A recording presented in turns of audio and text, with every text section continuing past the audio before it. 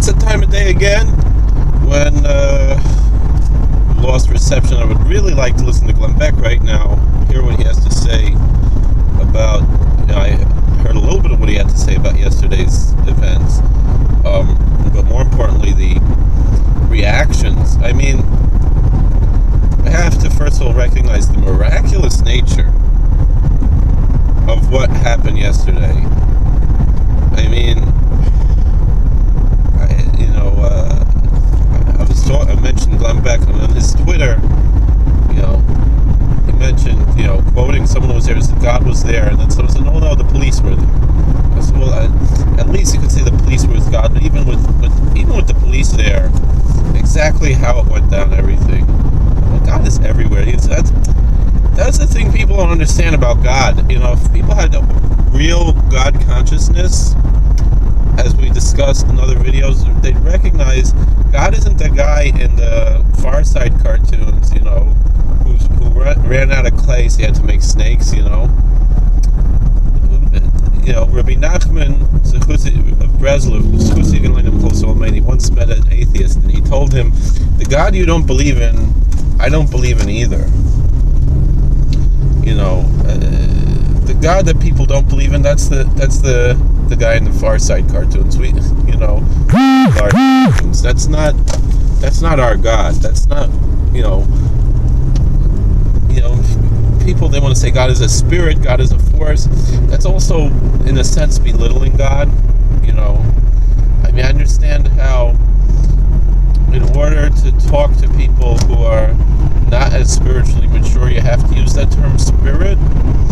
But spirit is just something God created. It's not who God is. And so, that's perhaps one of the biggest disagreements we could have with the actual text of what Christians call the New Testament, is when Paul, in the book of Acts, he meets a bunch of pagans. I believe it was Romans. I don't remember. It's been a while since I read the story, but and he sees all their idols, and then he tells them, this isn't God. God is a spirit, and those who serve him in spirit and truth. And I understand why was he saying that to him.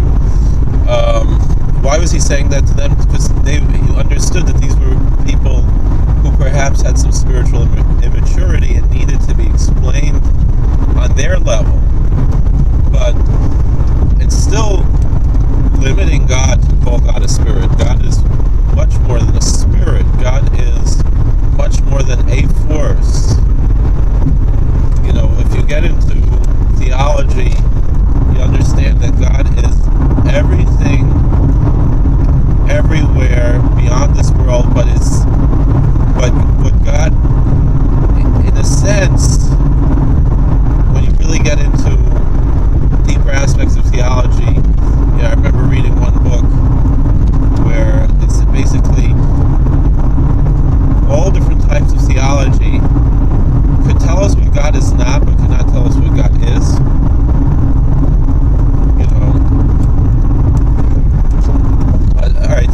But the point of saying something like this, though, is the question of divine providence, which is a major question in theology, meaning, a lot of people can rationalize a creator God, particularly one that fits our biblical description, which is beyond, and when I say biblical, I mean what Christians would call the Old Testament, because to say that God is merely a spirit, even though that's not what Paul said exactly, and again, we have to really do a word study in the Greek and understand, what language was he speaking then? Who was he speaking to? Because a lot of things do get lost in translation. Certainly, I mean, in those books that Christians call the New Testament, there are just so many things that just are obviously lost in translation to anyone who would be familiar with the religious life and culture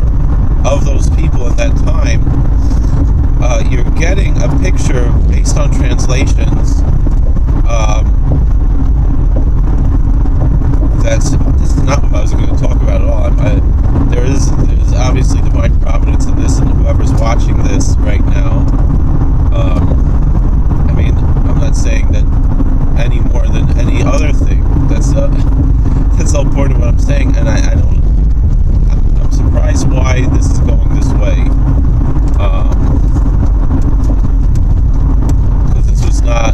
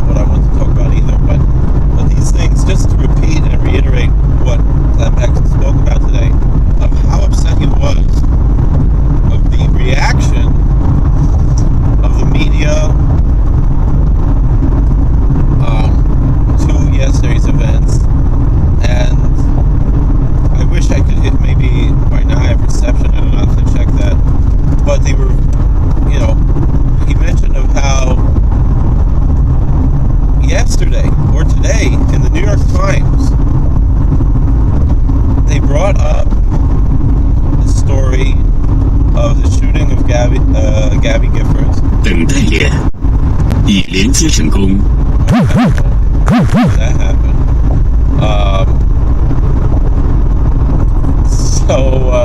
And they're still blaming Sarah Palin for that, even though that's been debunked. And why do they have to bring that up now? It's everything just the opposite. But on the other hand, what he said was, Bernie Sanders' response was, a response of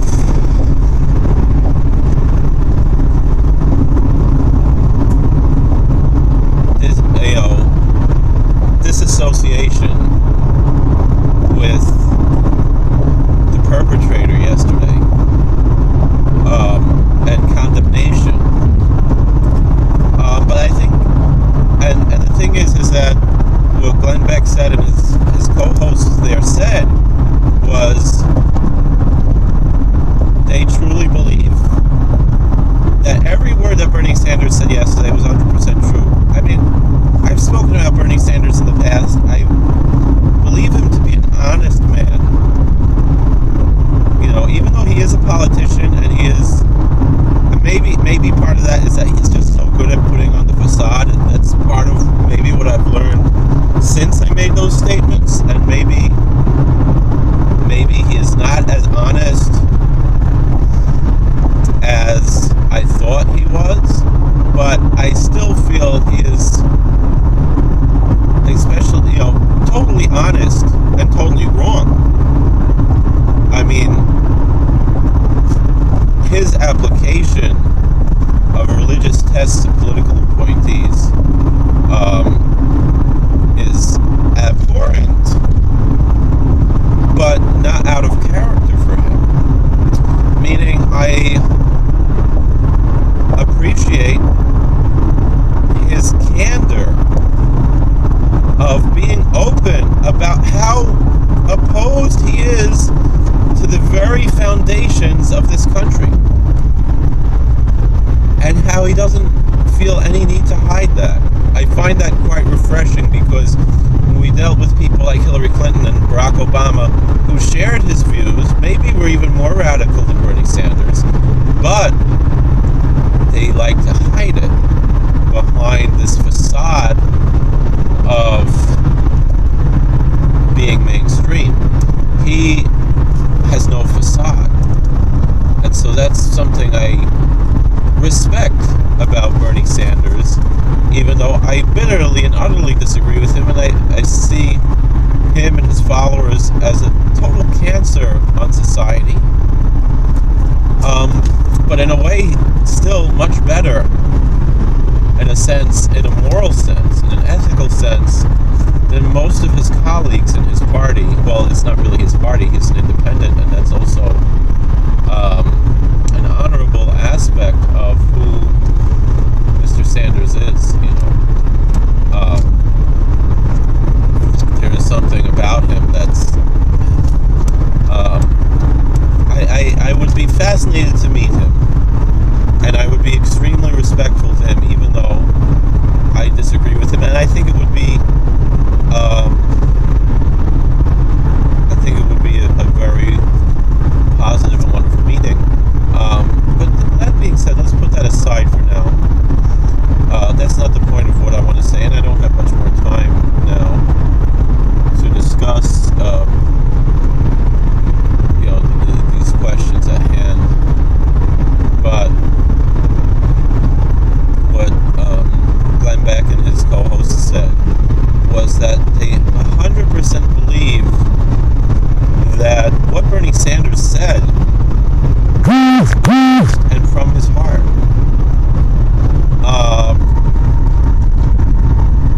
and I believe that as well. The only thing I would say is he should feel that he has some responsibility as well, which I think he doesn't feel. He should, but I feel that he should take responsibility to a certain extent. I'm not saying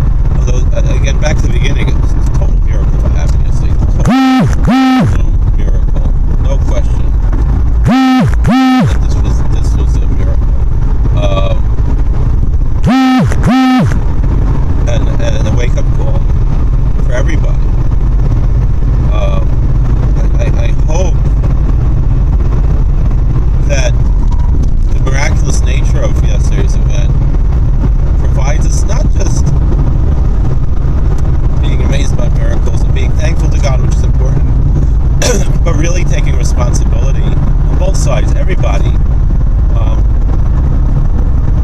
But the shock and the tremendous shock of what's happened, it's like,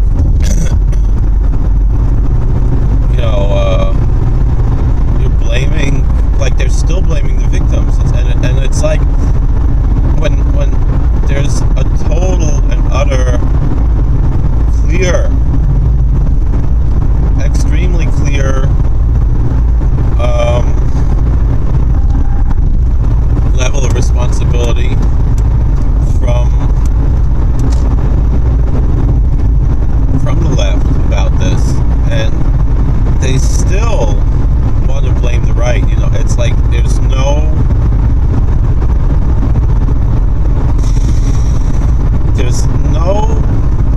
sense of reconciliation, of that meaning how would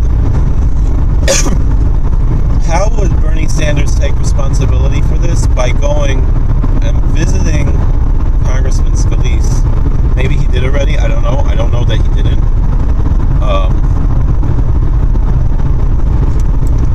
And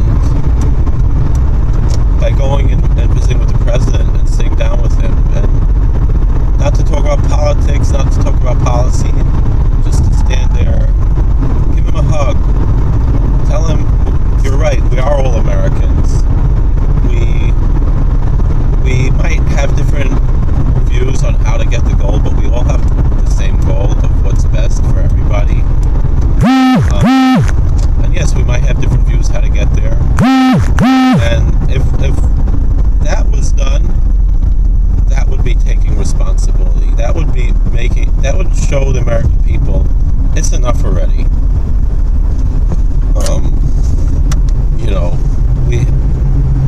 We can agree to disagree, but we don't have to hate each other. The hatred, absolutely. No matter what people say, I don't know if it's true, not exactly, but sorry about that. I never saw anybody have so much hatred, and open hatred, for President Obama, who was much more radical in its approach, much more, it wasn't just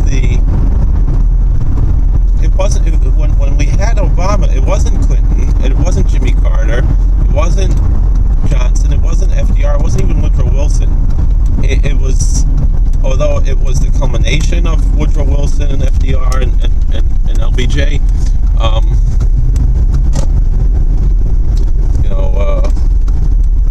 I don't know why he didn't get to be a BHO, we all the other, BJC, why didn't we have WJC? I guess W has too many syllables, but he although Woodrow Wilson was never WW, I don't know, he presided over WW, but the first one, but what was his middle name? I don't remember right now. I think it was also with a J. I don't but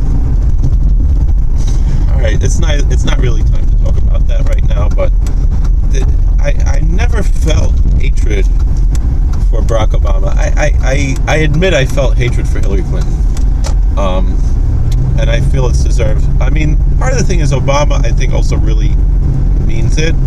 He's not as open and honest as Bernie Sanders, but he's not as slimy and disgusting as the Clintons, both of the Clintons, but Hillary, in a sense, a bit more